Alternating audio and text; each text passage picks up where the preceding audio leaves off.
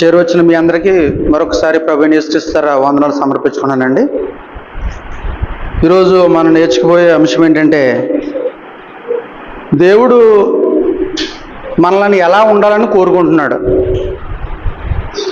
ఏంటండి? దేవుడు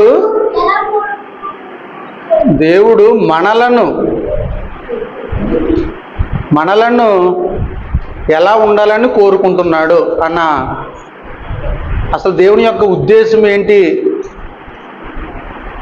తెలుసుకుందామండి.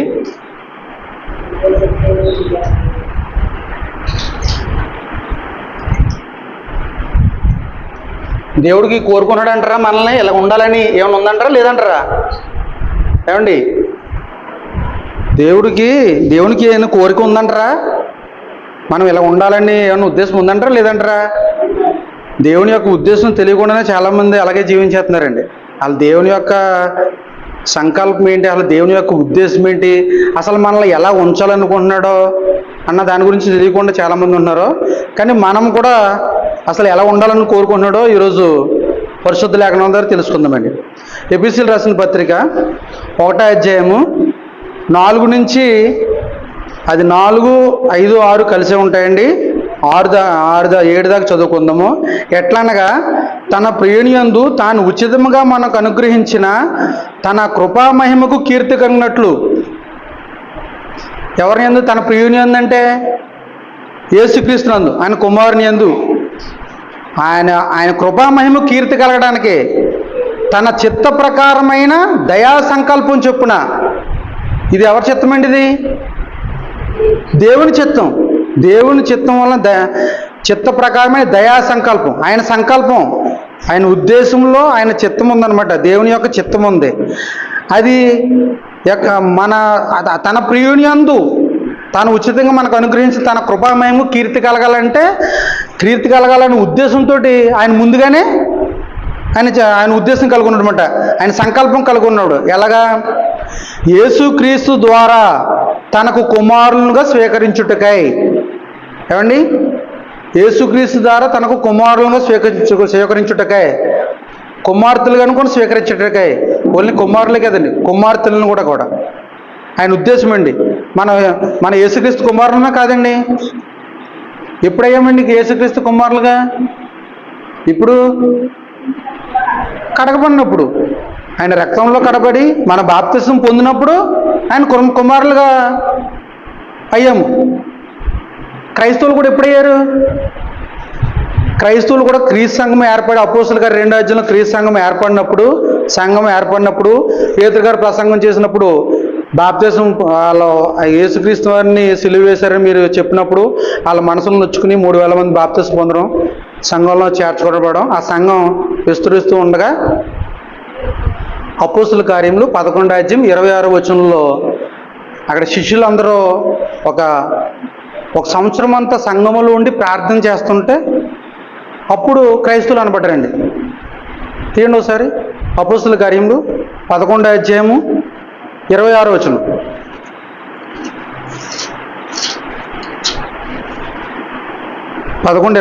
వారు కలిసి ఒక సంవత్సరం అంతయు సంఘంలో ఉండి బహుజనులకు వాక్యమును బోధించిరి. మొట్టమొదట అంతియోకులో శిష్యులు క్రైస్తవులు అనబడిరి. క్రైస్తవులు సంఘం ఏర్పడక ముందు ఉన్నవాళ్ళు క్రైస్తవులు కదండి.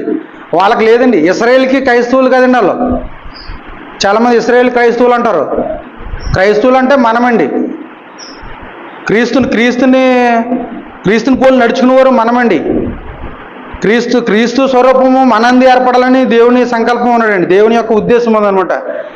ఆయన ద్వారా మనకి కుమారులుగా స్వీకరించడకై ఆయన రక్తంలో కడగబడి ఆయన బాప్తిసం పొందిన ప్రతి ఒక్కరు కూడా, క్రీస్తు ప్రభు యొక్క రక్తంలో కడగబడిన ప్రతి ఒక్కరు కూడా ఆయన కుమారులుగా స్వీకరించబడతారు.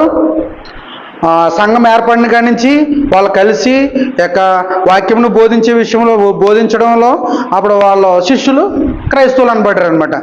మనం ఎక్కడ ఉన్నామండి? ఏ యుగంలో ఉన్నాం? మనం క్రైస్తవ యుగంలో ఉన్నాం. మనం పితరుల కాలము, ధర్మశాస్త్ర కాలము, క్రైస్తవ కాలము తెలుసు కదా. మనం క్రైస్తవ కాలం, క్రైస్తవ యుగము, లేకపోతే క్రీస్తు యుగము, దానికి సంబంధించిన అన్నట్టండి. మనము మన మన మన కాలాలు ఏంటి, మనం ఎక్కడ ఉన్నవారు అన్నది ముందు తెలియాలండి. మెయిన్ మనం ఏ కాలంలో ఉన్న వ్యక్తులు, మనం పితరుల కాలంలో ఉన్న వ్యక్తులమా, లేకపోతే ధర్మశాస్త్ర కాలంలో ఉన్న వ్యక్తులమా? ధర్మశాస్త్రం కొట్టివేయబడిందా లేదండి? క్రీస్తులో ఆయన శిలువ మరణంలో ఆయన శిలువలో కొట్టివేశాడా లేదా? అలాంటి మన ధర్మశాస్త్రం సంబంధించిన కాదు ఏమండి. పితరుల యుగంలో మనుషులం కాదు. వాళ్ళు సున్నత ఆచరించేవారు. ఇప్పుడు మనం ఎవరన్నా క్రైస్తవులు అన్నటువంటి ఎవరన్నా సున్నత ఆచరిస్తున్నారా? లేదు కదండి. మన క్రీస్తు ఆయన ఆయన ఆయన సిలువలో ఆయన ధర్మశాస్త్రాన్ని కొట్టివేశాడు అనమాట. ఇదిగో నా రక్తం వల్లైనా క్రొత్త నిబంధన, మన క్రొత్త నిబంధన సంబంధించిన మనుషులమండి. మన క్రైస్తవ యుగం సంబంధించిన, క్రీస్తు యుగం సంబంధించిన అనమాట. అయితే ఆయన యొక్క సంకల్పం ఏంటి? దేవుని యొక్క సంకల్పం ఏంటి? ఆయన కుమారులుగా స్వీకరించాలి, తర్వాత ఆయన మహింపరచాలి. అర్థమవుతుందండి? ఆయన మహింపరచాలి అన్న ఉద్దేశంతో ఉచితంగానే మనకి ఏర్పాటు చేశాడనమాట. ఉచితంగానే మనకు అనుగ్రహించాడు అనమాట. కింద చదువుకుంటే, మనల్ని ముందుగా తన కోసం నిర్ణయించుకుని మనము తన ఎదుట పరిశుద్ధులమును నిర్దోషములై ఉండవలనని జగత్తు పునాది వేయబడక మునిపే ప్రేమ చేత ఆయన క్రీస్తులో మనలను ఏర్పరచుకొనును. జగత్తు పునాది వేయబడక మునిపే ఆయన ఆలోచించాడండి. ఈ భూమికి పునాదులు వేయబడక మునిపే యొక్క సృష్టి ప్రారంభం ఎక్కడ జరిగిందండి? మనకి ఆదికాండం 1వ అధ్యాయంలో సృష్టి ప్రారంభం జరిగింది. దీనికన్నా ముందు అనాది అంటే ఆదికి ముందు అక్కడ జగత్తు పునాది వేయబడక మునిపే ఆయన ప్రేమ చేత ఆయన క్రీస్తులో మనల్ని ఏర్పరచుకున్నాడు అనమాట. ఎందుకు ఎలాగ ఏర్పరచుకున్నాడు? ఎలా ఉండాలని ఏర్పరచుకున్నాడు? అక్కడే ఉంటుందండి. మనల్ని ముందుగా తన కోసము నిర్ణయించుకుని మనము తన ఎదుట పరిశుద్ధులమును నిర్దోషులమై ఉండవాలని జగత్తు పునాది వేయబడక మునిపే ప్రేమ చేత మనల్ని క్రీస్తు నిర్మించండు. మనం ఎలా ఉండాలని కోరుకుంటున్నాడు? నా టాపిక్ అర్థమైందా మీకు? దేవుడు మనల్ని ఎలా ఉండాలని కోరుకున్నాడు? ఇప్పుడు పరిశుద్ధులుగాను నిర్దోషులుగా ఉండాలని కోరుకున్నాడండి. పరిశుద్ధులుగా నిర్దోషులుగా ఉండాలని కోరుకున్నాడు అనమాట.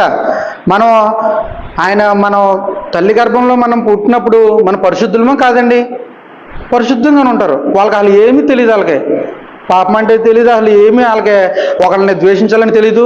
వాళ్ళు ఇంకా చెప్పాలంటే ఉదాహరణకి చిన్నపిల్లలు ఆడుకుంటారు, అప్పుడు దెబ్బలాడుకుంటారు వాళ్ళిద్దరు. ఏదో వస్తువు కావాలనో లేకపోతే ఆడుకునేటప్పుడు ఏదో. మళ్ళీ ఏం చేస్తారండి? వాళ్ళు కలిసిపోతారు. మళ్ళీ వితిన్ సెకండ్లో మళ్ళీ కలిసిపోతారు. వాళ్ళు ఒక మాదిరి వయసు వచ్చిన వాళ్ళు నేను చెప్పేది, మరీ చిన్నపిల్లలు కాదు.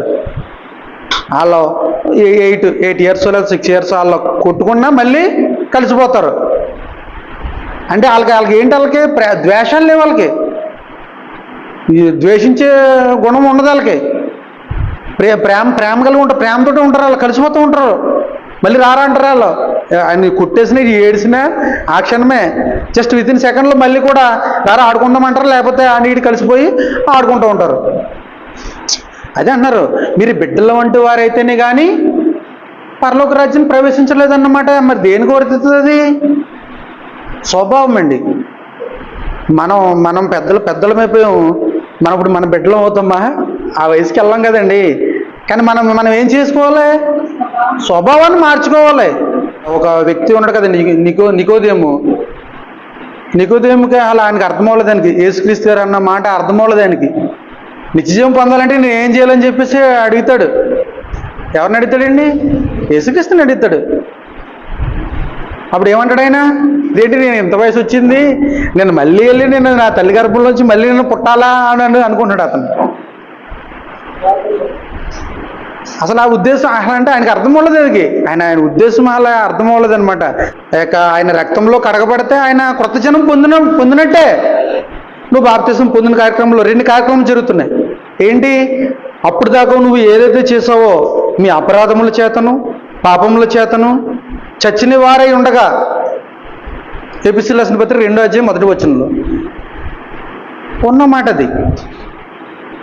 తర్వాత పేతురు రాసిన మొదటి పత్రిక 2:9 చీకట్ల నుండి ఆశ్చర్యకరమైన తన వెలుగులోనికి మనం ఏం చేస్తున్నాం? అప్పుడు దాకా ఉన్న స్థితి ఏంటి మనదే? అప్పుడు దాకా ఉన్న స్థితి చీకటిలో ఉన్న స్థితి, పాపంలో ఉన్న స్థితి. మనం మేలైనది చేయనెరిగి అలా చేయకపోవడం కూడా పాపమే అని తెలుసుకున్నాం. అటువంటి ఈ మేలేని చేయకపోవడం, ఆ యొక్క మనం ఇదివరకు ఉన్న స్థితిని అన్ని వదిలేసి అక్కడ చంపివేస్తున్నాం అనమాట. ఆ బాప్తిస్మ కార్యక్రమంలో మనం చంపేసి నూతనంగా జన్మిస్తున్నాం, నూతన జీవం పొందుతున్నాం. అక్కడికి ప్రాచీన స్థితి వదిలేస్తున్నావు నువ్వు. మరి అటువంటి స్థితిలో అంటే నువ్వు అప్పటి నుంచి ఏమవుతున్నావు? పరిశుద్ధులు అవుతున్నావు, పరిశుద్ధురాలు అవుతున్నావు. అవునండి, అంతేనా? అక్కడ పాపాలు విడిచిపెట్టేనప్పుడు నువ్వు పరిశుద్ధులు అవుతారు. ఆయన రక్తంలో కడపడినప్పుడు పరిశుద్ధులుగానే అవుతావు కదా. అటువంటి పరిశుద్ధులుగా తర్వాత అదే పరిశుద్ధత కలిగి ఉండాలని, ఆ పరిశుద్ధతని కొనసాగించేలాగా ఉండాలన్నమాట అండి. మనం ఏదో బాప్తిసం తీసుకున్నాక కార్యక్రమం అయిపోయిన వెంటనే మళ్ళీ మనం పాత స్థితిలోకి వెళ్ళకూడదండి. మళ్ళీ మనం పూర్వ స్థితిలోకి వెళ్ళకూడదండి. బుద్ధిపూర్వకంగా చేసిన పాపానికి అసలు క్షమాపణ లేదంటండి. అది వాళ్ళు మొత్తం నిత్య పాపంలోకి వెళ్ళిపోతారు, నిత్యనాశంలోకి వెళ్ళిపోతారంట. అంటే మనం అన్నీ తెలుసుకునే కదా బాప్తిసం తీసుకుంటున్నారు, లేకపోతే ఎవరికల్లా ఇచ్చేస్తున్నారా? చాలామంది ఇచ్చేస్తున్నారు అనుకోండి, ఏమి తెలియకుండా నువ్వు ముందు బాప్తిసం పొందేది. చిన్నపిల్లలు కూడా బాప్తిసం ఇచ్చేస్తున్నారండి. వాళ్ళకి ఏం తెలిసింది? వాళ్ళకి నీ మంచి చెడ్డలు తెలివి వచ్చినప్పుడే కదా నేను బాప్తిసం తీసుకున్నాడు. ఏది మంచి ఏది చెడు అది నీకు తెలిసినప్పుడే కదా నువ్వు పొందుతావు. ఏది సరైన మార్గం ఏది సరైన మార్గం కాదు అని చెప్పేసి ఈ బాప్తిసం కార్యక్రమంలో కూడా బాప్తిసం తీసుకోవడానికి చాలామంది లేట్ చేస్తూ ఉంటారండి. బాప్తిసం కార్యక్రమం ద్వారా తండ్రి అయిన దేవుడు ఉంటాడు, ప్రభు అయిన యేసుక్రీస్తు ఉంటాడు, ఇంకెవరు ఉంటారు? పరిశుద్ధాత్ముడు ఉంటారండి. ముగ్గురు ఉంటారు మనకి. వాళ్ళ ముగ్గురు మనకి వాళ్ళ పనులలో మనతో నడిపిస్తూ ఉంటారన్నమాట. నేను ఉన్నాను కదా, నీకెందుకు నడువు, నేను ఉన్నాను కదా, అలా చేయకూడదు కదా.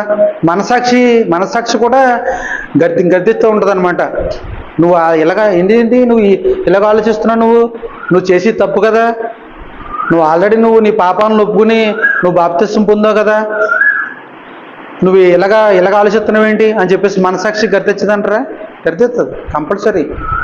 చాలామందికి కొంతమందికి గర్దించినా ఆ మనసాక్షికి వాతమేయబడింది అన్నట్టు ఉంచుతారు అనమాట అండి. అది మనసాక్షి చెప్పినా వాళ్ళు ఒప్పుకోరు, అలాగే వెళ్ళిపోతూ ఉంటారు. అంతేగాని చాలామంది మనం అంటారు కదా, ఎంత మూర్ఖత్వంగా జీవిస్తున్నాడు రా, బాబు ఎంత దారుణంగా జీవించేస్తున్నాడు ఏంట్రా అని చెప్పేసి అంటారు. ఏంటనుకున్నారు? అతను మనసాక్షి ఏం చేయడం అనుకున్నారు? ముసుగేసి కప్పేసాడు ఆయన. ఆ మనసాక్షి చెప్పినా సరే వినడనమాట. బాబు నువ్వు చేసి తప్పురా, ఇదేట్రా, తమ్ముడిని లేకపోతే కొట్టేస్తున్నావు, లేకపోతే తమ్ముడిని నరహత్య చేస్తున్నావు నువ్వు అని చెప్పేసి అన్న, ఊరుకో అలాగే చేయాలి, నువ్వేం ఆడకని చెప్పేసి దాన్ని అని చేత ఉంటాడు అనమాట. ప్రతి ఒక్కరికి అది మనసాక్షి అన్నది ఉంటుందండి. మనం ఒకవేళ నిజంగా ఎవరినైనా ఏదన్నా సందర్భంలో ఒకవేళ ఏదైనా అన్నా తర్వాత మనసాక్షి చెప్పినప్పుడు నిజమే కదా మనం చేసిన తప్పే కదా, ఆ సహోదరుల్ని ఇలాగ అనేసాం కదా అని చెప్పేసి ఆలోచించుకుంటూ ఉంటాం. ఆలోచించుకుని ఏం చేస్తారనుకున్నారో వాళ్ళ దగ్గరికి వెళ్ళి క్షమాపణ అడుగుతారు. మనం క్షమించే గుణము ఇందులో వచ్చేద్దాం. మనకి మరణంలో ఉన్న వ్యక్తికి మనం మొన్న మాట్లాడుకున్నాం కదండి, మరణంలో ఉన్న వ్యక్తి ఎలా ఉంటాడో, ఆ క్షమించే గుణం ఉండదు ఏమండి, దయ ఉండదు, ప్రేమ చూపించడు, జాలి ఉండదు. కానీ ఈ మరణంలో మనం పాల్పుచ్చుకున్నాం. మనం అందరికీ ఏముంటుంది? క్రీస్తు ప్రభు గారు ఏమైతే చూపించాడో, క్రీస్తు ప్రభు గారు ఎలాగైతే నడుచుకున్నాడో, శ్రమ పెట్టబడి అలా ఇతరులను శ్రమ పెట్టలేదన్నమాట. అటువంటి గుణము మనకి ఎప్పుడు వస్తుంది? ఆయనలో మనం ఏర్పరచుకున్నప్పుడు, దేవుని యొక్క సంకల్పంలో, ఆయన ఉద్దేశంలో మనం ఉన్నప్పుడు ఆ స్థితి కలిగి ఉంటాం అనమాట అండి. ఇంకా ఎలాగ ఉండాలనుకుంటున్నాడో పేతురు రాసిన మొదటి పత్రిక 1వ అధ్యాయము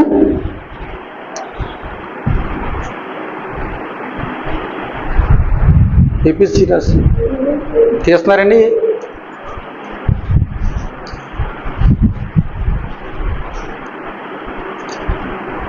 పేతురు రాసిన మొదటి పత్రిక మొదటి అధ్యాయము 14 నుంచి 16 చదువు కిషోరు.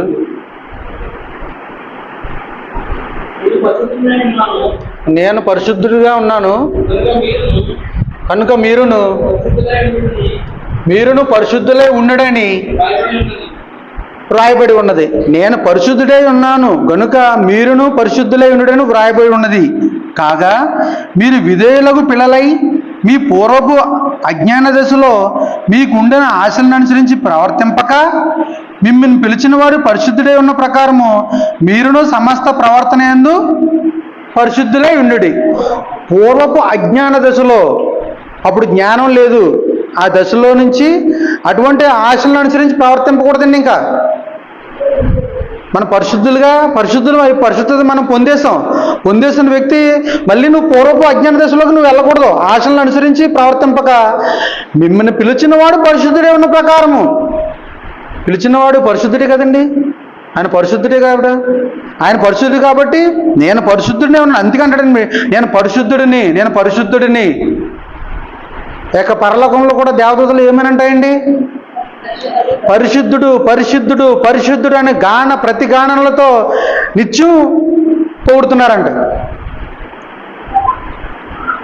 అటువంటి పరిశుద్ధత కలిగి ఉన్నాను నేను, మీరును కూడా అటువంటి పరిశుద్ధత కలిగి ఉండండి అని చెప్పేసి అన్నాడు అనమాట. మిమ్మును పిలిచిన వాడు పరిశుద్ధులే ఉన్న ప్రకారం మీరును సమస్త ప్రవర్తన ఎందుకు పరిశుద్ధులే ఉండండి.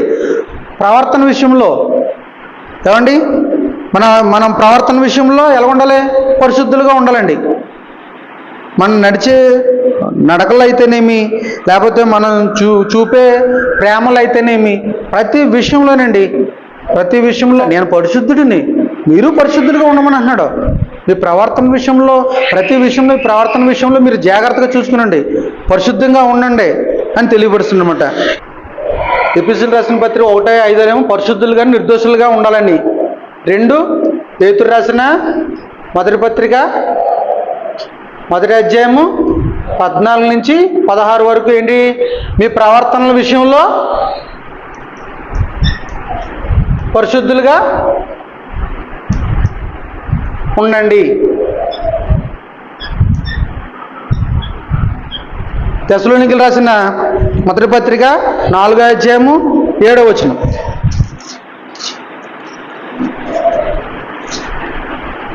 తెస్సలోనికీయులకు రాసిన మొదటి పత్రిక 4వ అధ్యాయము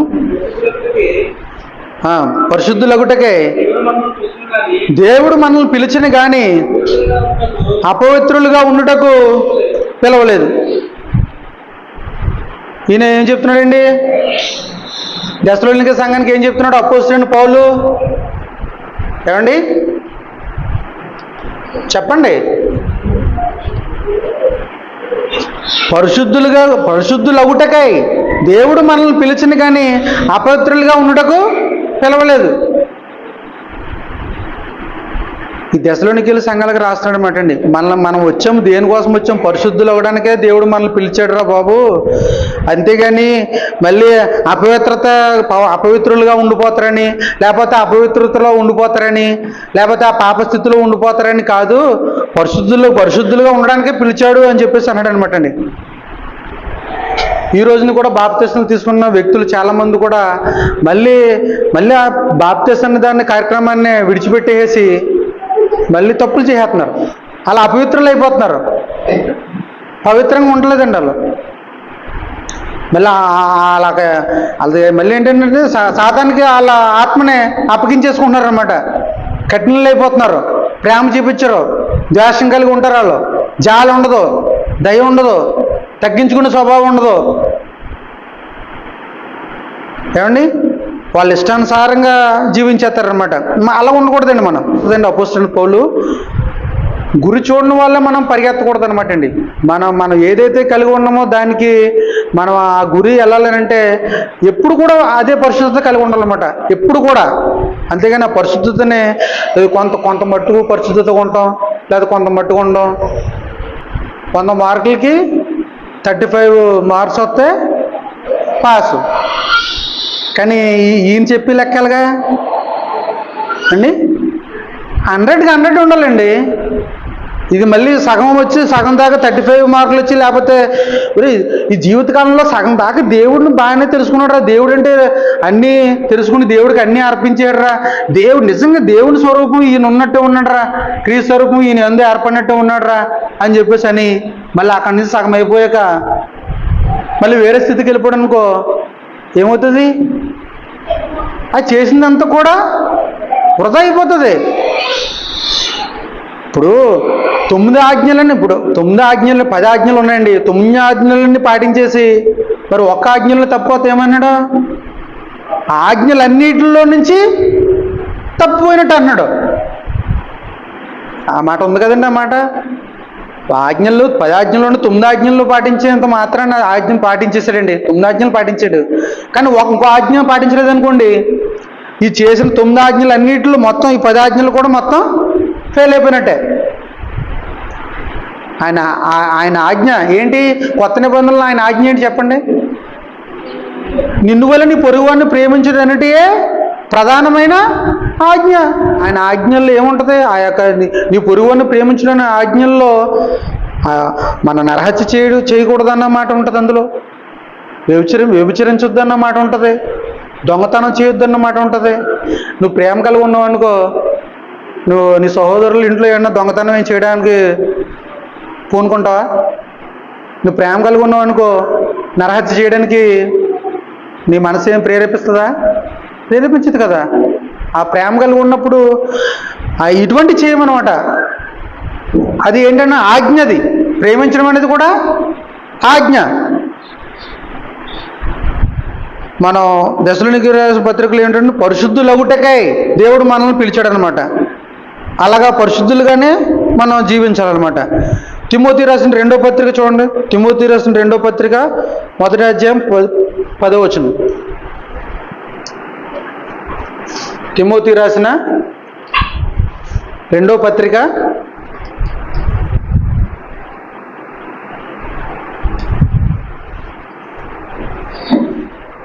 1వ అధ్యాయం 10వ వచనం చదవండి. మన క్రియలను బట్టి కాక తన స్వకీయ సంకల్పం బట్టి అనాది కాలమని క్రీస్తు చేసినందు మనకు అనుగ్రహింపబడి ఉన్నదని క్రీస్తు యేసును మన రక్షకుని ప్రత్యక్షత వలన బయలుపరచబడినదినైనా తన కృపను బట్టి మనలను రక్షించి పరిశుద్ధమైన పిలుపుతో ఆయన మనలను పిలిచెను.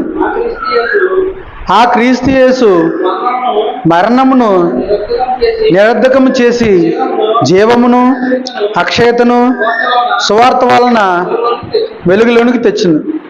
చూసారండి, ఇక్కడ మన క్రియలను బట్టి కాక, మన క్రియలను బట్టే మీరు పరిశుద్ధత కలిగినట్టు కాదండి.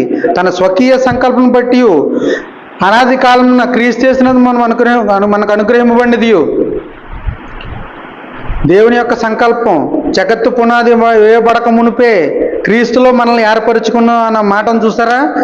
ఆ మాట అండి ప్రతి దానికి వర్తిస్తుందండి. ఆ మాట అసలు ఉద్దేశం, దేవుని యొక్క ఉద్దేశం, దేవుని యొక్క సంకల్పం. ఆ మాట ఎక్కడ చదివినా, దేనికి చదివినా కొత్త నిబంధన కీ పాయింట్లు అంటది అనమాట. అది అక్కడికి వస్తారనమాట. మెయిన్ యొక్క ఉద్దేశం అక్కడ ఉచితంగా అనుగ్రహించాడు కృప. అనాది కాలం నందే క్రీస్తు యేసునందు మనకు అనుగ్రహింపబడినది.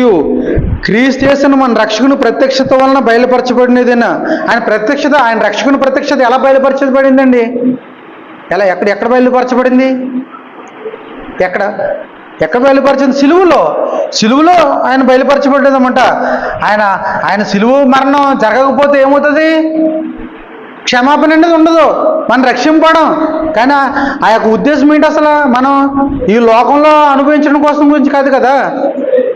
క్రీస్తుని మనం దేని ఉద్దేశంతో ఒప్పుకున్నాం? అలా ఏ ఉద్దేశంతో ఒప్పుకున్నాం? నిత్యజీవం గురించే కదండి. నిత్యజీవం ఇక్కడ వచ్చేద్దా? నిశ్చయం వచ్చేది ఇక్కడ రాదు కదండి. మనము అలా జీవితే ఆయన ఎలాగా పరిశుద్ధులుగా నిర్దోషులుగా నిలబెట్టాలని ఉద్దేశం ఉంది.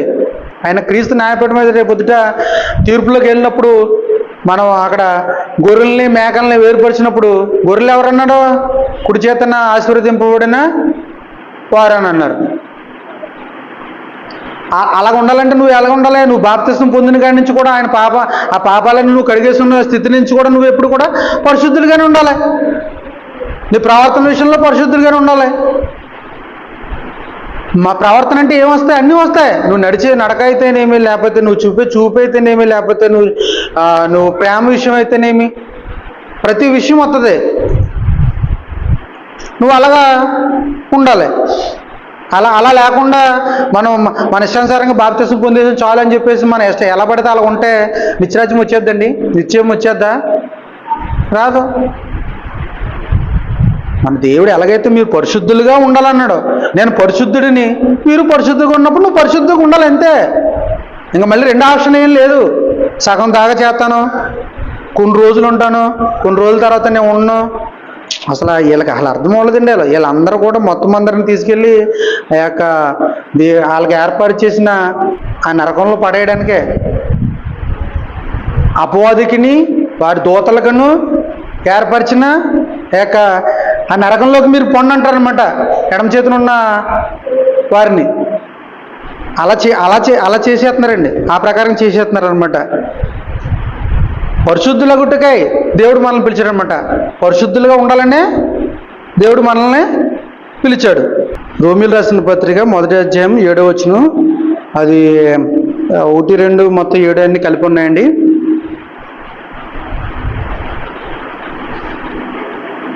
అపోస్తలుడైన పౌలు రోమీయులకు రాసిన యొక్క పత్రికలో ఆయన ఏం తెలియపరుస్తున్నాడంటే, పౌలు రోమాలో ఉన్న దేవుని ప్రియులందరికీ, అనగా పరిశుద్ధులుగా ఉండటకే పిలువబడిన వారందరికీ శుభమని చెప్పి రాయబడినది. అలాగే ఎవరికి శుభమని చెప్పి రాస్తున్నాడండి? ఆల్రెడీ పరిశుద్ధులుగా ఉండటకు పిలువబడిన వారందరికీ. మనల్ని ఎలా పిలిచాడు? మనల్ని దేవుడు పరిశుద్ధులుగా పరిశుద్ధులు. ఏ పత్రిక చూసినా, అపోస్తలుడైన పౌలు తెలియపరిచిన ఏ పత్రిక చూసినా పేతురు గారి ఎత్తుని పరిశుద్ధుడు, దేవుడు పరిశుద్ధుడు, మీరు పరిశుద్ధులుగా ఉండండి, మీ ప్రవర్తన విషయంలో పరిశుద్ధులుగా ఉండండి, పరిశుద్ధులుగా ఉండడానికే మిమ్మల్ని పిలిచాడు, అని చెప్పేసి క్లియర్గా తెలియపరుస్తుండే. ఆ రోమీయుల యొక్క సంఘాన్ని తెలియపరిచిన అపోస్తలుడైన పౌలు ఏమంటున్నాడు? రోమాలో ఉన్న దేవుని ప్రియులందరికీ, అనగా పరిశుద్ధులుగా ఉండడానికి పిలువబడిన వారందరికీ, మన తండ్రి అని దేవుని నుండి ప్రభువైన యేసుక్రీస్తు నుండి కృపా సమాధానం మీకు కలుగును కాక. తండ్రి కుమార పరిశుద్ధ నామంలో మన బాప్తిసం తీసుకున్నాం కదండి. మన ఆ పరిశుద్ధ బాప్తిసం పొందిన కాడి నుంచి కూడా మీరు పరిశుద్ధులుగానే ఉన్నారనమాట అండి. ఈ పరిశుద్ధత కలిగి ఉన్న వ్యక్తులు ఆశీర్వదింపండి అంటారా? మన ఆశీర్వాదం ఉందంటారా లేదంటారా? మనకు ఆశీర్వాదం ఉందంటారా లేదంటారా? ఆశీర్వాదం ఉందండి. మనం జీవించున్నామంటే అదే ఆశీర్వాదం అండి. ఇంకన్నా కూడా మనకన్నా డబ్బున్నవారు, మనకన్నా గనులేనటువంటి వారు, మనకన్నా వయసులో తక్కువ ఉన్నవారు ఇప్పుడు కూడా ఈ లోకాన్ని విడిచి వెళ్ళిపోయిన వాళ్ళు లేరా? మనం జీవించి మనం బ్రతికి ఇలా ఉన్నామనంటే మన ఆయన ఆశీర్వాదం కాదంటారా? ఆశీర్వాదాలు అంటే మనం వేరేగా ఆలోచించకండి. చాలామంది ఇప్పుడు ఆశీర్వాద కూడుకులు అనేవి పెట్టేసి వేరే అంటారు. అది కాదండి. మనకి జీవంతో ఉన్నాం అదే చాలు దేవుడికి. మనం ఇంకా ఒకవేళ ఏదైనా ఇంకా మార్పు చెందలో ఉన్నవారు ఉన్నారనుకోండి, మార్పు చెందడానికి అవకాశం ఉంటుంది ఆ జీవం ఉంటే. చనిపోయాక ఆయన మార్పు చెందడానికి ఏమైనా అవకాశం ఉంటుందా? చనిపోయాక కూడా బాప్తీసాలు ఇచ్చేస్తున్నారులేండి చాలామంది. ఇప్పుడు కొత్తగా స్టార్ట్ చేశారు. చనిపోయాక కూడా బాప్తీసాలు. ఈ బాప్తీసాలు తీసుకోవడం కూడా చాలామంది తీసుకోవడం మళ్ళీ ఈ పెట్టిలో పెట్టి తీసుకెళ్ళరండి కొంత. అసలు యేసుక్రీస్తు ప్రభు గారే చెప్పారు, ఒకడు నన్ను వెంబడించమని నేనంటే ముందెళ్ళి నా తండ్రిని పాతి పెట్టుకుంటాను అని చెప్పేసి అని అంటాడు. అప్పుడు యేసు ప్రభు గారు ఏమన్నారండి? మృతులు తమ మృతులను పాతి పెట్టుకుంటారు, నువ్వు నన్ను వెంబడించి అని అన్నాడు. అంటే ఆల్రెడీ మృతులైనడు మృతులు అన్నాడు, కానీ పాతి పెట్టే వాళ్ళు కూడా ఎవరన్నాడు? మృతులతో సమానం అన్నాడు అనమాట. అంటే వాళ్ళు జీవం పొందిన వాళ్ళు కాదు వాళ్ళు, కానీ నేనే మార్గమును జీవమును అని అన్నాడు ఆయన. ఆ మాటలు ఎంత అర్థం ఉంటారంటారు? అందుకని నన్ను వెంబడించన్నారు అనమాట. ఆయన వెంబడించే ఆయన్ని తెలుసుకుని ఆయన యొక్క ఉద్దేశాన్ని, దేవుని యొక్క ఉద్దేశం గట్రా తెలుసుకుని బాప్తిసం తీసుకున్న వ్యక్తులు ఎప్పుడు కూడా జీవించేవారుగా ఉంటారా, లేకపోతే కొంత మట్టిగా ఉంటుందా? వాళ్ళకు వర్తిస్తుందండి. నిద్రతో సమానం అన్నది. చనిపోయిన వ్యక్తిని అటు జీవం కలిగి, అటు దేవుని చెప్పినట్టు దేవుని ఎలాగైతే ప్రవర్తించమనో ఆ ప్రవర్తన పడి పరిశుద్ధులు ఉన్న వ్యక్తి, ఆ చనిపోయిన వ్యక్తిని నిద్రతో పోడుస్తాడనమాట. చనిపోయిన విత్ ఇన్ సెకండ్లోనే ఆయన అక్కడికి వెళ్ళిపోతాడు అనమాట, పరదేశంలోకి వెళ్ళిపోతాడు. వాళ్ళకు వర్తిస్తుందండి. ప్రకటన గ్రంథంలో ఉంది కదా, అప్పటి నుండి ప్రభునందు మృతులైన మృతులు ధన్యులు అనే మాట వాళ్ళకు వర్తిస్తుంది. పరిశుద్ధులుగా జీవించిన వారికి ఆయన ప్రవర్తన విషయం, ప్రతి విషయంలో ఎలాగైతే ఉండాలో, దేవుడు ఎంతైతే పరిశుద్ధత కలిగి ఉన్నాడో అంత పరిశుద్ధంగా జీవించిన వ్యక్తిగా వర్తిస్తుంది ఆ మాట. ఆ మాటను అందరికీ వాడేస్తున్నారండి. వాడి జీవితం ఎలా జీవించాడో వీళ్ళందరికీ తెలుసు. అసలు బాప్తిసం పొందాడో పొందలేదో తెలుసు. పొందిన వ్యక్తి పొందాక అసలు ఎలా ఉన్నాడో, ఎలా జీవించాడో తెలిసిన వ్యక్తి వీళ్ళకు కూడా తెలుసు. కానీ ఆ మాట చదివేస్తారు కదండి. చదివేసి ఈయనకి చెప్పేస్తాడు, ధన్యుడు ధన్యుడు అని చెప్పేసి అంటారు. ఫ్లెక్సీలు వేసేస్తారు పేరు, అప్పటి నుండి ప్రభునందు మృతులు ధన్యులు అని చెప్పేసి. వాళ్ళకి అలా జీవించేస్తే ధన్యుడు అయిపోతాడా? వాళ్ళ ఇష్టానుసారమైన జీవితం జీవించేస్తున్న వ్యక్తి ధన్యత అయిపోతాడా? ధన్యుడు అయిపోతాడా? అప్పుడు ధనవంతుడు ఎలాగ వెళ్ళిపోడు, అలాగే బేదలాజరు ధనవంతుడి విషయం అలాగేనండి. క్లియర్గా ప్రతి విషయం కూడా తేటపరిచాడండి. ఇలా ఉంటే నీకు ఇలా ఉంటుంది, నువ్వు ఇలా చెప్పినట్టు దేవుడు చెప్పినట్టు నడుచుకుంటే ఇలా ఉంటావు, లేకపోతే ఇలా ఉంటుంది. మరొక జీవితం ఉన్న సంగతి మనకు తెలుసు కదా. మరి ఆ జీవితంలో ఉండాలనే మనం తీసుకునేది. మనం ఆ జీవితంలో మనం ఉండాలి, ఆ నిత్యము జీవించాలంటే దాని గురించే ఉద్దేశం మెయిన్ తెలియాలండి. అందుకే అంటాడు కదండి అపోస్తలుడైన పౌలు కొరింథీయులకు రాసిన మొదటి పత్రిక 15:19, ఈ జీవిత కాలం మట్టుకే క్రీస్తునందు నిరీక్షించు వారమైన ఎడల మనుషులందరికంటే దౌర్భాగ్యం అంటున్నాడు అనమాట. ఈ జీవితం కాలం మట్టుకు కాదండి. ఒకవేళ మీరు ఈ జీవిత కాలంలోనే మనం సుఖంగా ఉండాలి, ఈ జీవితం కాలంలోనే నేను అసలు కష్టాల గట్ట ఏమీ లేకుండా ఉండాలి, ఈ జీవిత కాలంలోనే నాకు ఏమండి ఈ జీవితకాలం నేను ఏదైతే అనుకున్నానో అవన్నీ జరిగిపోవాలని, ఈ జీవితకాలంలోనే నేను చనిపోయేదాకా కూడా నేను ఏదైతే కావాలనుకున్నానో అవన్నీ కూడా తిని అనుభవించేలాగా ఈ యొక్క ఉండాలి అని అనుకుని ఒకవేళ ఎవరన్నా తీసుకుని ఉంటే అది కరెక్ట్ కాదండి. మనం ఎవరు అన్నాడండి? మన పరజనులము పరదేశం అన్నాడు. అంతే కదండి. చనిపోయినప్పుడు పాడతారు. అది ఎప్పుడు పాడాలి? మనం అసలు ఎప్పుడు పాడాలి? మన ఎక్కడ వారు? మన పౌరస్థితి ఎక్కడ ఉంది? మనకి పరలోకంలో ఉంది మన పౌరస్థితి. అందుకే మన పరదేశులమును, అబ్రహాం కూడా మన యాత్రికులము. ఆయన జీవితకాలం యాత్రతో పోలుస్తున్నాడు అనమాట. పరదేశము, పరజనులను, యాత్రికులమును మనం ఉన్నాం అనమాట. మనం ఎప్పుడు కూడా ఆ ఆలోచన కలిగి ఉండాలి. మన ఈ లోకంలో ఉన్న మనుషులు కదండి మనం. అందుకే మరి మనం ఇలాగ జీవిస్తే మరి ఈ లోకంలో జీవించే మనుషులకి ఎలా కనపడతాం? మనం వెరితనంగా కనపడతాం. దేవుని జ్ఞానం ఏమన్నాడు? వెరితనంగా అంటున్నాడు అనమాట.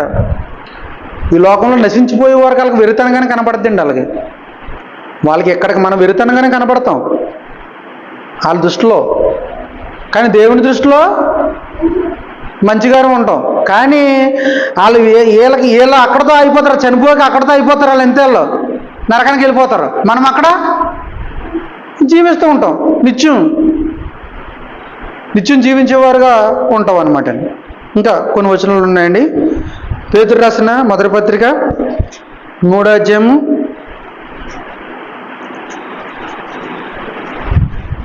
9 అండి.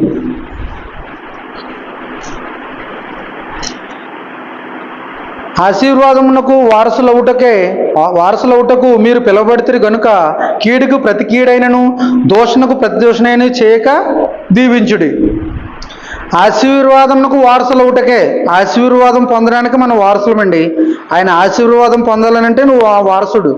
ఆయన క్రీస్తులో నువ్వు వారసుడుగా, నువ్వు కుమారునిగా ఏర్పరచబడ్డావు. అటువంటి ఆశీర్వాదం వారసులవుటకు నువ్వు పిలువబడతావు అనమాట. అందుకని ఆ పిలువబడిన వ్యక్తి నువ్వు కీడుకి ప్రతి కీడు చేయకూడదు, దోషణకు ప్రతి దోషణ చేయకూడదు. క్రీస్తులో గారు ఎలా ఉండాలంటే క్రీస్తు స్వరూపం మన అంది ఏర్పడాలంతే. నువ్వు ఎప్పుడైతే దేవుని తెలుసుకుని, నువ్వు ఎప్పుడైతే ఏది మంచి చెడు అని నువ్వు తెలుసుకుని నువ్వు ఆయనలో బాప్తిసం పొందావో ఆ యొక్క క్షణాన్ని నుంచి కూడా నువ్వు పరిశుద్ధతగానే జీవించాలి, పరిశుద్ధులుగానే ఉండాలి. కొరింథీయులకు రాసిన మొదటి పత్రిక 7:15. అయితే అవిశ్వాసి అయిన వాడు ఎడబాసిన ఎడబాయవచ్చును. అట్టి సందర్భంలో సహోదరునికైనను నిర్బంధము లేదు. సమాధానముగా ఉండుటకు దేవుడు మనలను పిలిచి ఉన్నాడు. ఏమండి, సమాధానంగా ఉండడానికి పిలుచుకున్నాడు. చూసారా, సమాధానంగా ఉండడానికి, పరిశుద్ధులుగా ఉండడానికి, ప్రవర్తన విషయంలో పరిశుద్ధులుగా ఉండడానికి. సమాధాన పడ్డారనుకోండి, గొడవలు ఏమైనా వస్తాయా? సమాధాన పడమని ఉందా లేదా? సమాధాన పడమని ఉంది, గొడవ పడమని లేదు కదండి. సమాధాన పడడానికి దేవుడు మనల్ని పిలిచి ఉన్నాడు అనమాట. అటు సందర్భంలో సహోదరికైనా నిర్బంధం లేదు అంట. నువ్వు అలా ఉండాలంతే, సహోదరుని విషయంలో అలా ఉండాలంతే, సహోదరుడి విషయంలో, సహోదరి విషయంలో. అప్పుడు అలా ఉంటే మన క్రీస్తునందు మనం పరిశుద్ధత కలిగి ఉంటాం అనమాట. ఫిలిప్పీయులకు రాసిన పత్రిక 3:14.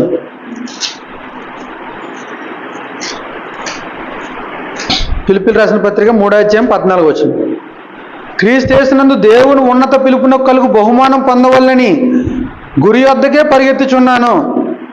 క్రీస్తు యేసునందు దేవుని ఉన్నత పిలుపునకు, ఆయన ఉన్నతంగా ఉండాలని, మనల్ని ఉన్నతంగా ఉండాలని మనల్ని పిలిచాడు. దేవుడు తన మహిమలో ఉండాలి. ఆయన మహిమ ఎక్కడ ఉంటుందండి? ఆయన మహిమలో ఉండాలని పిలుచుకున్నాడు. ఆయన మనల్ని పరిశుద్ధులుగా ఉండాలని పిలుచుకుంటున్నాడు, ఉన్నతంగా ఉండాలని పిలుచుకుంటున్నాడు. దశలోనికీయులకు రాసిన 2వ పత్రిక 2:14. మీరు ఇలాగనే రక్షింపడి మన ప్రభువైన యేసుక్రీస్తు యొక్క మహిమను పొందవలని ఆయన మా సువార్త వలన మిమ్మల్ని పిలిచెను. దశలోనికీయుల సంఘాలకి అపోస్తలుడైన పౌలు తెలియపరుస్తూ, అపోస్తలుడైన పౌలు అయితేనేమి, లేకపోతే అపోస్తలులైనటువంటి వారు అయితేనేమి క్రీస్తుని కనుపరిచారండి. ఎక్కడికి వెళ్ళినా క్రీస్తు ఎలా బలయ్యాడు అన్నదే, ఆయన మరణ, సమాధి, పునరుద్ధానాల గురించి తెలియపరిచారండి. అపోస్తలుడైన పౌలు బాప్తిసం పొందిన తర్వాత కాడి నుంచి కూడా ఆ యొక్క ధర్మశాస్త్రానికి వ్యతిరేకంగా ఆయన సువార్త ప్రకటించేవాడు అనమాట. ఆ సువార్త పొందిన మీరు ఆయన మహిమను పొందవాలని కోరుచున్నాడు అనమాట. ఆయన మహిమ పొందాలంటే నువ్వు ఆయన రక్షింపడాలి. ఆయన రక్షణ తీసుకున్న వ్యక్తి అలా ఉంటాడు అనమాట.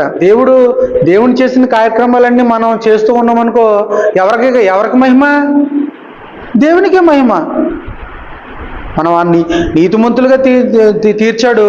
ఆయన రక్తంలో మనం కడగబడిన నీతిమంతులైన వ్యక్తులము మనం ఎప్పుడు కూడా నీతిమంతులుగా ఉండి ఆ పరిశుద్ధత కలిగి మనం జీవిస్తున్నాం అనుకో, అది మహిమ ఎవరికి? దేవునికి వస్తుంది. దేవునికే మహిమకరంగా ఉంటుంది అనమాట. దేవుని మహిమపరిచేవారిగా ఉంటాం అనమాట. అసలు ఆయన ద్వారా మనం ఏమవుతున్నాము? స్వతంత్రులుగా అవుతున్నామో లేదండి? స్వతంత్రులుగా అవుతున్నాం. మన బానిసత్వంలో ఉండలేదు మనం అప్పుడు దాకా ఎలాగుంటాం? అపవాది చేత బంధింపడి ఉంటాం, ఆయన బానిసత్వంలో ఉంటాం. క్రీస్తునందు మనం కడగబడిన వ్యక్తులు ఎలా ఉంటాడు? స్వతంత్రులు అవుతాడు అనమాట. చూడండి అన్నమాట. కల్తీయులకు రాసిన పత్రిక 5:13.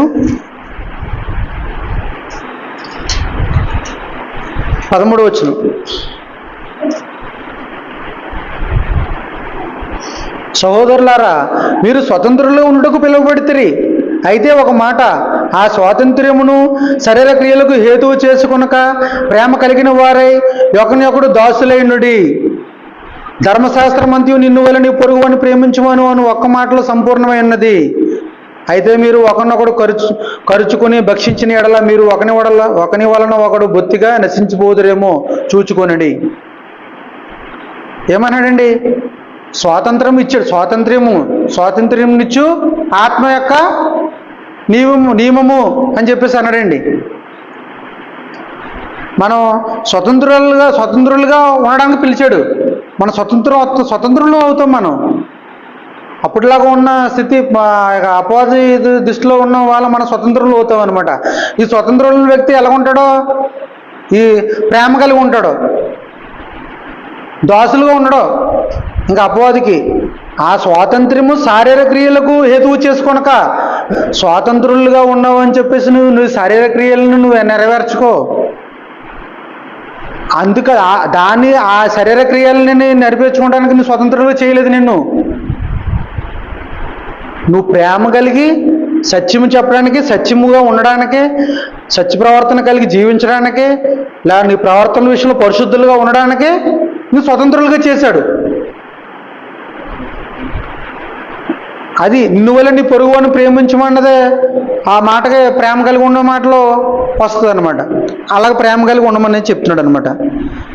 ఇంకా క్రీస్తుతో సహవాసం కలిగి ఉండడం చూడండి. కొరింథీయులకు రాసిన పత్రిక, నేను ముగించేస్తానండి. కొరింథీయులకు రాసిన పత్రిక మొదటి పత్రిక 1వ అధ్యాయము 9వ వచనం. మన ప్రభువైన అయిన యేసుక్రీస్తు అన్న తన కుమారుని సహవాసముకు మిమ్మల్ని పిలిచిన దేవుడు నమ్మదగినవాడు. ఆయన మన ప్రభువైన అయిన యేసుక్రీస్తు అన్న తన కుమారుని సహవాసమునకే, ఆయన సహవాసం తండ్రి, కుమార, పరిశుద్ధాత్మ మన సహవాసం ఉంటుందా లేదంటారా?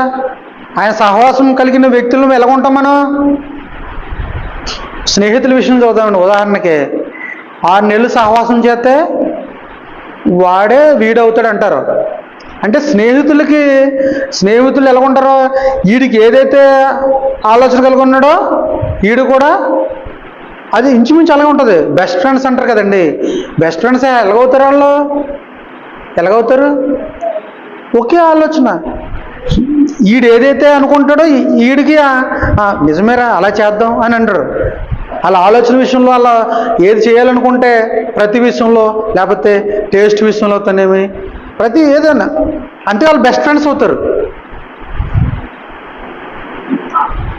అంటే అక్కడ ఏమవుతుంది? అక్కడ సహవాసం ఉంటుందా లేదా? స్నేహితుల మధ్య సహవాసం ఉంటుందా లేదా? ఇక్కడేం చెప్తున్నాడు? ఆ సహవాసం గురించి ఏం మాట్లాడుతున్నాడు ఇక్కడ? మన ప్రభువైన యేసుక్రీస్తు అన్న తన కుమారుని సహవాసమునకు. మరి క్రీస్తు సహవాసం మనకు కావాలంటే మనకి ఆయన ఏదైతే ఉన్నాడో ఆ భావాలన్నీ మనకు వస్తాయా రాదా? 6 నెలలు సహవాసం చేస్తే ఈడైనప్పుడు మనం ఇవన్నీ తెలుసుకుని ఏది సత్యము, ఏది అసత్యము, ఏది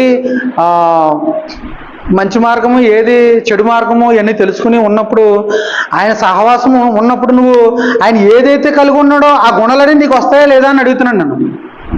వస్తాయి.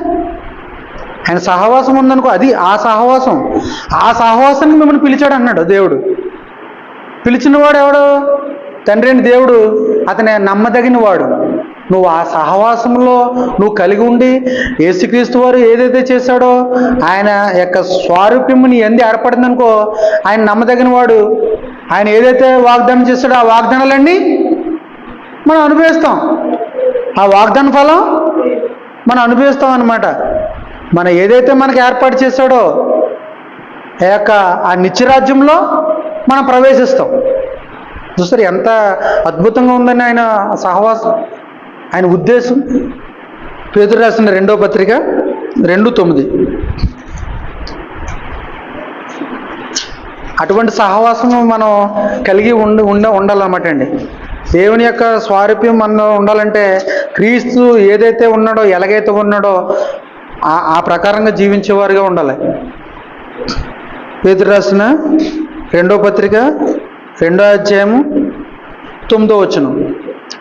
భక్తులను శోధనల నుండి తప్పించుటకును దుర్నీతి పరులను ముఖ్యంగా మలినమైన దురాశ కలిగి శరీరానుసారం నడుచుకొనుచు ప్రభుత్వం నిరాకరించుచు శిక్షలో ఉంచబడిన వారిని తీర్పు దినం వరకు కావల్లో ఉంచుటకును ప్రభు సమర్థుడు. ఏమండి, వీరు తెగువ గలవారు స్వేచ్ఛాపరులనే మహాత్ములను దూషింప వెరవేక ఉన్నారనమాట. భక్తులను శోధనల నుండి తప్పించడానికి అనమాట. ఆయన సహవాసం కలిగి ఉన్నామనుకోండి, మీకు శోధనలు ఏమైనా వస్తే ఏం చేస్తాడు? తప్పిస్తాడు. దుర్నీతి పరులను ముఖ్యంగా మలినమైన దురాశ కలిగి సరైన నడుచుకొనుచు ప్రభుత్వం నిరాకరించు శిక్షలో ఉంచబడిన వారిని తీర్పు దినం వరకు కావల్లో ఉంచుటకు ప్రభు సమర్థుడు. ఇలాగా భక్తి పరులుగా ఉండకుండా దుర్నీతి పరులుగా ఉన్న వారిని ఏం చేస్తున్నాడంట? వాళ్ళ దుర్నీతి పరులు ఎవరని చెప్తున్నాడు ఇక్కడ? వాళ్ళు దురాశ కలిగి ఉంటారు, శరీరానుసారంగా నడుచుకుంటారు, ప్రభుత్వాన్ని నిరాకరిస్తారు. ఇటువంటి వారిని శిక్షలో ఉంచడానికి తీర్పు దినమున్న ప్రభు సమర్థుడు అంటాడు అనమాట. ఆ తీర్పు దినాన్ని అలా చేస్తాడు. అలాగా సమర్థుడు అని ఏంటి అర్థం? అలా చేస్తాడు, ఖచ్చితంగా చేస్తాడు. ఎలా ఉన్నవారికి? దుర్నీతి పరులుగా ఉన్నవారికి, వాళ్ళ శరీరానుసారంగా ఉన్నవారికి. మన శరీరాన్ని ఆస్పదం చేసుకునే వారికి ఉండకూడదండి. ఆత్మ సంబంధంగా జీవించేవారు ఉండాలన్నమాట. ఆత్మ సంబంధమైన బలులు అర్పించేవారుగా ఉండాలన్నమాట. మన ఆత్మ సంబంధమైన బలులు అర్పిస్తున్నామా లేదండి? అర్పిస్తున్నామా?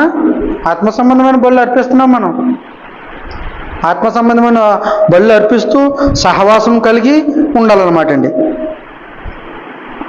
20 చూడండి, అదే వచ్చిన 20 వచ్చిన అదే 2వ అధ్యాయం, పేతురు రాసిన 2వ పత్రిక 2వ అధ్యాయం 20 వచనం.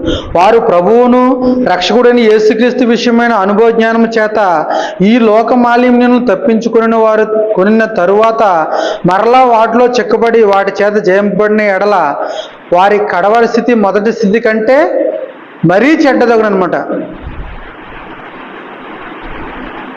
మనం అదే అన్నానండి, పూర్వస్థితిని మనం పూర్వస్థితికి వెళ్ళకూడదు.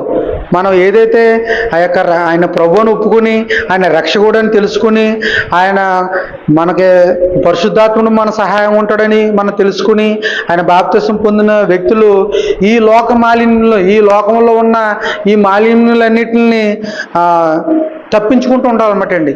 తప్పించుకుండాలి. వాటిలో చిక్కుపోకుండా ఉండాలన్నమాట. అలా లేకుండా జీవించాలన్నమాట. ఒకవేళ అటువంటి స్థితి కలిగిన వ్యక్తి ఉన్నాడనుకో, వారి కడవరి స్థితి కంటే మొదటి స్థితి మరీ దారుణం అయిపోద్ది అనమాట. మరీ చెడ్డదగును అని చెప్పేసి అంటారనమాట. దేవుడు మనల్ని ఎలా పిలిచాడు? నెంబర్ 1 ఏంటండి? పరిశుద్ధుడిగా ఉండడానికి పిలిచాడు. తర్వాత ఆయన పరిశుద్ధుడు కాబట్టి మీరు పరిశుద్ధులుగా ఉండాలి. మనల్ని రక్షించి పరిశుద్ధుడిగా ఉండడానికే పిలిచాడు. మళ్ళీ ఇంకా మన క్రీస్తు వారముగా ఉండడానికి, ఆయనతో సమానంగా ఉండుటకు, ఆయన శిష్యులుగా ఉండడానికి, ఆయన సమానంగా ఉండుటకు, తర్వాత ఉన్నతంగా ఉండడానికి, అలా ఆయన సహవాసం కలిగి జీవించడానికి, ఆయన సహవాసం కలిగి ఉండడానికి, ఆయన మహిమను తెచ్చేవారిగా ఉండడానికి. ఈ విధంగా ఇన్ని కార్యక్రమాలు ఉన్నాయండి. ఈ కార్యక్రమాలన్నిటిలో కూడా ఆ యొక్క బాప్తిసం తీసుకున్న జరిగే కార్యక్రమాలన్నిటి కూడా లెక్కల్లోకి వస్తాయన్నట్టు. నువ్వు బాప్తిసం పొందకుండా వచ్చి ఇవన్నీ చేసినా, ఏదైతే ఉన్నా చేసినా అవి లెక్కల్లోకి రావు. అక్కడి నుంచి మనం ఏదో చేస్తున్నాం అంటాం, మనం ఏదో ఆరాధన జరిగించినా అంటాం, లేకపోతే నేను ఏదో పరిశుద్ధంగా ఉన్నాను కదా అంటాం. అవి నువ్వు ఒప్పుకోవట్లే కదా. ఒప్పుకోలు అవి ఒప్పుకునే కదా. నువ్వు ఒప్పుకోలు ఉంటుందా లేదా? బాప్తిసం పొందేటప్పుడు ఒప్పుకుంటాం. అక్కడ ప్రభు ఎదుటే మనం ఒప్పుకుంటాం.